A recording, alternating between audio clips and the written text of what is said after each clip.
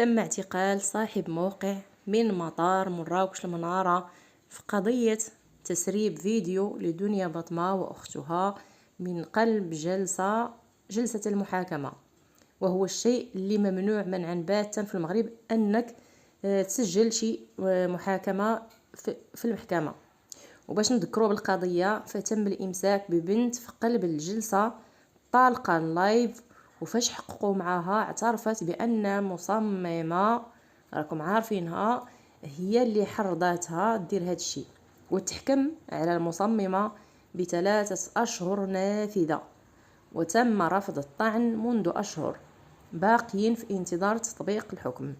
المهم السلطات الأمنية دارت خدمتها كالعادة، وتوصلت للموقع وصاحبه اللي نشر داك الشيء، وتا هو دابا رهن الاعتقال. القبض على مدير موقع ساعد مصممة في تسريب فيديو لدنيا بطمة من قلب المحكمة.